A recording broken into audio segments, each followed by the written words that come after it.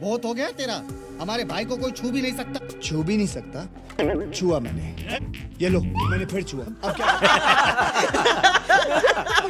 अफगानिस्तान का वॉर याद रखा जाएगा अमेरिका के सबसे लंबे युद्ध और सबसे बड़ी हारों में। लगभग 20 साल चले इस युद्ध में अमेरिका को वो गेंस नहीं हासिल हुए जो वो चाहता था, और 31 अगस्त की डेडलाइन खत्म होने के बहुत पहले ही तालिबान ने काबुल सहित बहुत सारे शहरों पे कब्जा कर लिया था। सबसे मजे की बात है कि अमेरिकी राष्ट्रपति जो बाइडेन ने 1 महीने पहले ही कहा था, There's going to be no circumstance where you see people being lifted off the roof of a embassy of the United States from Afghanistan. कहने का मतलब ये था कि कभी इतनी इमरजेंसी नहीं होगी कि अमेरिका को अपने एम्बेसी के लोगों को एयरलिफ्ट करना पड़े। मैं कोई गांव से आया हूँ क्या? अब ये समय इतनी जल्दी आ जाएगा किसी को उम्मीद नहीं थी। अमेरिकी अधिकारियों का भी मानना था कि कम से कम 6 महीने तक अफगान फोर्सेस तालिबान को रोक लेंगी। अफगानी सेना के लगभग 3,500 सैनिक, जिनको वर्ल्ड की सबसे पावरफुल और सबसे एडवांस सेना ने ट्रेन किया था, उसने इतनी जल्दी घुटने टेक दिए और इतनी जल्दी मैदान छोड़ देंगे मतलब छोड़ने का भी अब इंटरनेशनल कंपटीशन होने लगा। अब अफगानी सैनिक बोल रहे थे पर तालिबान जो है वो उठना पड़ेगा तुम लोगों को। पर इतना सब देखने के बाद एक बात तो साफ है कि अमेरिका को इससे कोई फर्क नहीं पड़ता था कि अफगानिस्तान का क्या हाल हो, और उन्होंने तो छोड़ने का मन बना लिया था। दुनिया के सबसे ताकतवर देशों को यह लग चुका था कि अभी उसके बस का नहीं है, पर उनके एक डिसीजन से लाखों लोगों का पूरा जीवन बदला। हजारों लोग काबुल एयरपोर्ट के बाहर देश छोड़ने के लिए अपनी जान की परवाह किए बिना स्ट्रगल कर रहे थे, और बहुत सी लोगों की तो जानें भी चली गई। अफगानिस्तान की पूरी कहानी समझने के लिए हमें चलना पड़ेगा साल 1999 में, और वहीं से ये सब शुरू हुआ है। आइए शुरू से शुरू करते हैं। इस साल यूएन सिक्योरिटी काउंसिल में एक रेजोल्यूशन पास हुआ। अल-कायदा और तालिबान के खिलाफ इसमें सैंक्शंस लगाए गए। इसका बदला लेने के लिए 11 सितंबर 2001 को अल-कायदा ने 4 विमान को हाईजैक किया और उन्हें न्यूयॉर्क सिटी के world trade centre, Washington DC में पेंटागन और पेंसिल्वेनिया में क्रैश किया। इस घटना में लगभग 3,000 लोगों की जान गई। उस समय अमेरिका के राष्ट्रपति जॉर्ज डब्ल्यू बुश ने जॉइंट रेजोल्यूशन किया और उन सबके खिलाफ कार्रवाई करने का निश्चय किया। इस मुहिम में अमेरिका के साथ ब्रिटेन, ऑस्ट्रेलिया, जर्मनी और फ्रांस भी थे। अक्टूबर 2001 में ब्रिटिश सपोर्ट के साथ ऑपरेशन एंड्योरिंग फ्रीडम के अंतर्गत उन्होंने तालिबान और अल-कायदा के ठिकानों पे बम गिराए। अफगानिस्तान में उनके साथ the northern alliance, ethnic Pashtun और एंटी तालिबान फोर्सेस भी शामिल थे। बॉम्बिंग के 12 दिन बाद जमीनी युद्ध शुरू हुआ और अमेरिका ने पहले मजार-ए-शरीफ, तालोकान, बामियान, हेरत, काबुल और जलालाबाद जीतते चले गए। बिन लादेन तोरा बोरा की पहाड़ियों में छुप गया था और 2 हफ्ते की लड़ाई के बाद घोड़े पे चढ़ घोड़े पे चढ़ेगी क्या? पाकिस्तान भाग गया। अब बादशाह ने तो बाद में पूछा घोड़े पे चढ़ेगी क्या, और ये पहले ही भाग गया। मजे की बात यह है कि अमेरिकन इंटेलिजेंस एजेंसीज को मालूम था कि बिन लादेन तोरा बोरा की पहाड़ियों पर है। यहाँ पे सिर्फ अफगानी सेना ने हमला किया और अमेरिकी सेना ने नहीं किया। नवंबर में यूएन सिक्योरिटी काउंसिल ने पावर ट्रांजिशन और पीस कीपिंग फोर्स भेजने के लिए रिजोल्यूशन पास किया, और दिसंबर में जर्मनी में ईरान समर्थित द नॉर्दर्न अलायंस के हामिद कारजाई को इंटरिम एडमिनिस्ट्रेटिव हेड बनाया गया, और काबुल में सुरक्षा मेंटेन करने के लिए इंटरनेशनल पीस कीपिंग फोर्स बनाई गई। दिसंबर में कांधार में तालिबान ने सरेंडर कर दिया और मुल्ला उमर भाग गया, और इसी को तालिबान का खात्मा माना गया। खत्म, bye bye, tata, goodbye, गया।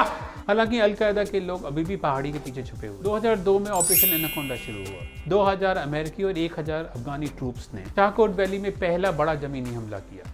यही वो समय है जब अमेरिका ने अपनी इंटेलिजेंस रिसोर्सेज अफगानिस्तान से हटाकर इराक को डाइवर्ट करना शुरू किया, जिसे आतंकवाद के विरुद्ध अमेरिका अपना सबसे बड़ा शत्रु मानता था। रायता फैलाना है तो हर जगह फैलाओ, सब जगह जाके फैलाओ, और इतना फैलाओ कि समेटा ना जाए। उसके बाद बात आई अफगानिस्तान के रिकंस्ट्रक्शन के लिए। अब का हाल के देखे तो अफगानिस्तान भी यही कहता है, मुझ पर एक एहसान करना कि मुझ पर कोई एहसान न करना। 2001 से 2009 के बीच में $38 बिलियन अमेरिका ने अफगानिस्तान को दिए।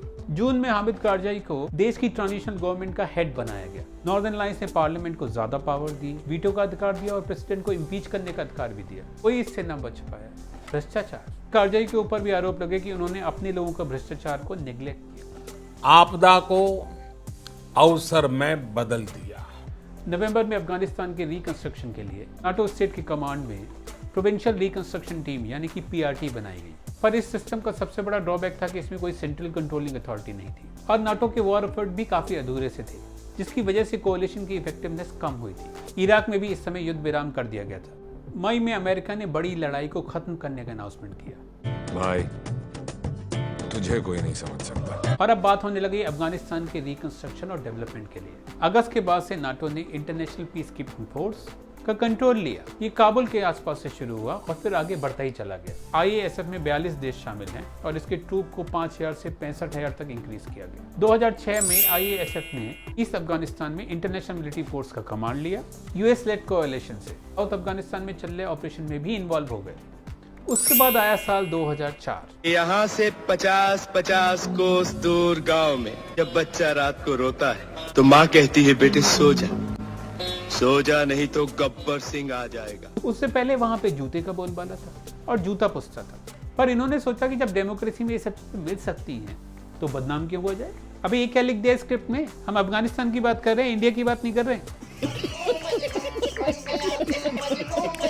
जनवरी में अफगानिस्तान का कॉन्स्टिट्यूशन बना और प्रेसिडेंशियल सिस्टम की स्थापना की गई और वोटों के जरिए हामिद करजाई बने पहले चुने हुए राष्ट्रपति। हालांकि इन चुनावों के बीच में भी 3 UN के कार्यकर्ताओं का अपहरण कर लिया गया था। अब बिन लादेन को खट्टी दगारें आ रही थी, उबन हो रही थी, बेचैनी हो रही थी। बहुत दिन हो गए अमेरिका को चढ़ाया नहीं, तो अमेरिकी चुनावों से एक दिन पहले अल जजीरा पर आकर 11 सितंबर के हमलों की जिम्मेदारी ले ली और ये भी कहा कि हम अपने देश की फ्रीडम को रिस्टोर करेंगे। अरे एक्साइटमेंट मतलब क्या? अब तुम किससे आजादी चाह रहे हो भैया? लोग तो तुमसे आजादी चाह रहे हैं। ए वल्लू बता इसे बता। 2005 में अमेरिका और अफगानिस्तान बिडू यानी कि बेस्ट फ्रेंड बने और उन्होंने अपनी दोस्ती और स्ट्रेटेजिक पार्टनरशिप की घोषणा की और ये भी कहा कि दोनों मिलकर अफगानिस्तान को रिबिल्ड करेंगे और ये एग्रीमेंट किया कि अमेरिकी सेना अफगानी सेना को ट्रेन करेगी और इक्विपमेंट देगी जिससे वो तालिबान के आने पर तुरंत भाग जाएं। बस हो गया।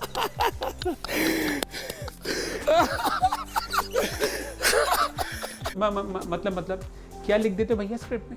मतलब अफगानी सेना किसी भी खतरे के लिए तैयार है।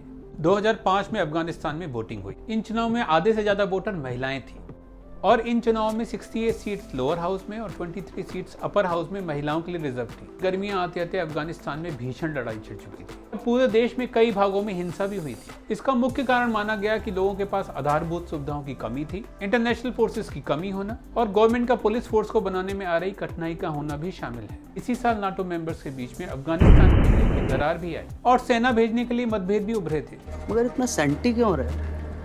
अब अफगानिस्तान सबके गले की हड्डी बन चुका था, न निगला जाए न उगला जाए। इसी साल नाटो ने डिसाइड किया कि 2008 के साल में अफगान सेना टेक ओवर कर लेगी। 26 कंट्रीज इस बात के लिए भी राजी हुए कि कुछ नेशनल रिस्ट्रिक्शंस को हटाया जाए, जिनसे ये डिसाइड किया जाता है कि कब, कितनी और कहां सेना भेजनी है। 2007 आते आते अमेरिका ने भी इस बात की निंदा की थी। नाटो देश अपनी सेना नहीं भेजना चाहते थे। बहुत सारे एलाइज अपने रिसोर्सेज को शेयर नहीं करना चाहते और अमेरिका ने सबको वार्न किया था कि जो हमने पाया है ऐसा ना हो कि वो सब चला जाए। 2009 आते आते अमेरिका को भी रियलाइज हो गया था कि रायता काफी फैल गया है और अब उससे समेटा नहीं जा रहा। अब अमेरिकी कहने लगे कि उनका मिशन काफी ब्रॉड है, यानी कि टू ब्रॉड है और उन्होंने लिमिटेड गोल सेट करने पे जोर दिया।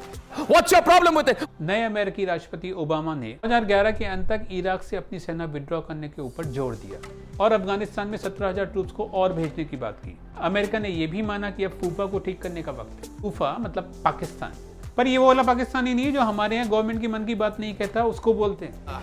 मतलब अफगानिस्तान को ठीक करने के लिए पाकिस्तान को ठीक करना भी जरूरी है कि पाकिस्तान में ठिकानों को खत्म करना है और तालिबानियों को वापस पाकिस्तान जाने से रोकना भी शामिल है। अमेरिका ने नाटो मेंबर्स देशों से ये भी कहा कि अफगानिस्तान में वो नॉन मिलिट्री एसेट्स भी भेजें और अफगानिस्तान के रीबिल्डिंग के लिए ज्यादा भागीदारी करें। रहा नहीं जाता, तड़प ही ऐसी है ना। नाटो समिट में इस बात पे भी सहमति बनी कि 5,000 ट्रूप्स और भेजी जाएंगी अफगान सेना और पुलिस को ट्रेन करने के लिए। जुलाई में US मरीन्स ने काउंटर इंसर्जेंसी स्ट्रेटेजी के अंतर्गत साउथ अफगानिस्तान पे हमला तेज कर दिया। इस ऑपरेशन का मकसद था सरकारी सेवाओं की बहाली और पुलिस का मनोबल बढ़ाना। अगस्त 2009 में जब चुनाव हुए तो वो काफी कंट्रोवर्शियल हुए। हालांकि कारजाई को जीत मिली थी पर उनके ऊपर फ्रॉड के आरोप लगे। मतलब जो चीज हम इतने साल बाद सीखे हैं वो मतलब शुरू में सीख ले, वाह एक्सपर्ट है। मतलब बाद में इन्वेस्टिगेशन करने से मालूम पड़ा कि कारजाई को 50% से कम वोट मिले थे और इंटरनेशनल प्रेशर के चलते 7 नवंबर को दोबारा चुनाव रखे गए। पर एक हफ्ते पहले ही उनके मेन राइवल अब्दुल्ला चुनाव से हट गए। अमेरिका ने सारी सहायताएं यानी कि असिस्टेंस करप्शन को रोकने से अटैच कर दी। पर क्या ऐसा हो पाया, ये सब हम जानेंगे हमारे अगले वीडियो में। अंत में हम फिर वही करेंगे जो हर बार करते हैं, अपनी मार्केटिंग करेंगे। अगर आपको वीडियो पसंद आया हो तो इस वीडियो को लाइक करिए, हमारे चैनल को सब्सक्राइब करिए, बेल आइकन को प्रेस करिए जिससे आपके पास सारे नोटिफिकेशन भी आए। कमेंट करके हमको ये भी बताइए कि आपको वीडियो कैसा लगा। अब हम आपसे मिलेंगे अगले वीडियो में, तब तक अपना ख्याल रखिए, हंसते रहिए, मुस्कुराते रहिए। Bye bye.